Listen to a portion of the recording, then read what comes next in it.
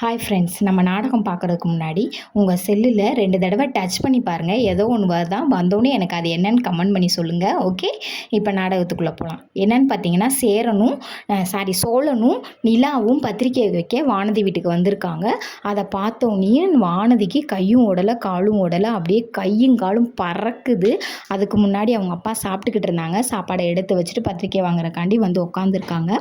அப்புறம் பார்த்தீங்கன்னா தட்டு கேட்குறாங்க. தட்டு கேட்டோடனே தட்டில் பார்த்தீங்கன்னா என்னென்ன வைக்கணுமோ அவ்வளவும் நிலா வாங்கிட்டு வந்து வச்சு பத்திரிக்கையை கொடுக்குறாங்க. பத்திரிக்கையை கொடுத்துட்டு காஃபி கொடுக்குறாங்க. காஃபி குடிச்சிட்டு சோழனும் நிலாவும் போயிடுறாங்க. வானதிக்கு பார்த்திங்கன்னா சந்தோஷம் தாங்க முடியல. கத்தி டான்ஸ் ஆடுறாங்க. கத்தி டான்ஸ் ஆடினோடனே ஏண்டி இந்த ஆட்டம் ஆடுற அப்படின்னு சொல்லி அவங்க அம்மா கேட்குறாங்க.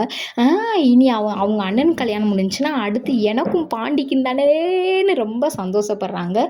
ஏ விடுறி அப்படின்ட்டு உனக்கென்ன, உனக்கு இதாகத்தான் இருக்கும் அப்படின்னு சொல்லிட்டு அப்படியே பார்த்திங்கன்னா நிலாவும்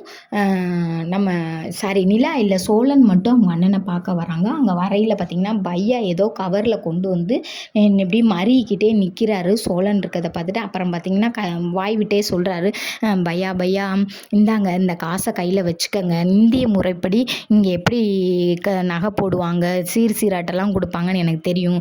என்னால் இதெல்லாம் என் தங்கச்சிக்கு பண்ண முடியாது. என்னால் முடிஞ்ச காசு, இந்த காசை வச்சு நீங்கள் கல்யாணத்தை நடத்துங்க அப்படின்னு சொல்லி சொல்கிறாங்க. சேரன் சொல்லிட்டாரு, எனக்கு காசெல்லாம் வேணாம். அப்படி உனக்கு காசு கொடுக்கணும்னு தோணுச்சுன்னா உன் தங்கச்சிக்கு போய் கொடு. உன் தங்கச்சிக்கு என்ன வேணுமோ அதை பிடிச்சதை வாங்கி கொடு. அதை விட்டுட்டு என்கிட்ட காசு கொடுக்காத அப்படின்னு சொல்கிறாரு.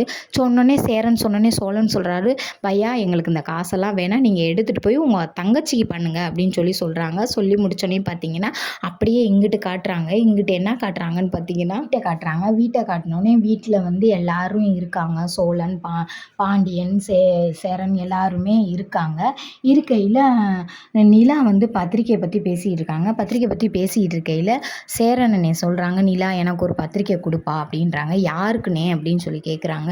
இல்லைப்பா, அந்த என்னோட மாமான்னு கூப்பிடும்லப்பா, என் காலை சுற்றிக்கிட்டே வரும்லப்பா, அந்த பிள்ளைக்கு தாப்பா ஒரு பத்திரிக்கை கொடுப்போம் அப்படின்னு சொல்லிட்டு சேரனனை உடனே ஃபோன் பண்ணி பேசி, பாப்பா எனக்கு கல்யாணம், பாப்பா எனக்கு கல்யாணம்னா சந்தோஷப்படுற ஒரே ஆள் நீ தான் பாப்பா, நீ வந்துரு பாப்பா அப்படின்னு சொல்லி சேரன் சொல்கிறாரு. சொன்னோன்னே நடேசன் சொல்கிறாரு, எனக்கு ஒரு பத்திரிக்கை கொடுங்க அப்படின்றாரு. எனக்கு பத்திரிக்கை கொடுத்து நான் பத்திரிக்கை யாருக்கு கொடுக்கணுமோ அவங்க எல்லாத்துக்கும் கொடுக்கணும்டா, கொடுத்து அவங்க மூக்க அறுக்கணும்டா, என் மயனுக்கா கல்யாணம் முடியாதுன்னு சொன்னாங்க அப்படின்னு சொல்லி பத்திரிக்கை வாங்குறாரு நடேசன். அப்புறம் பார்த்தீங்கன்னா இந்த ஃபோன் வந்ததோடனே இந்த பொண்ணுக்கு அவ்வளோ ஒரு சந்தோஷம். ஐயோ எங்கள் மாமாவுக்கு கல்யாணம் நடக்க போகுதுன்னா அது பார்த்தா ஆல்ரெடி உங்கள் கோயிலில் தான் இருக்காங்க.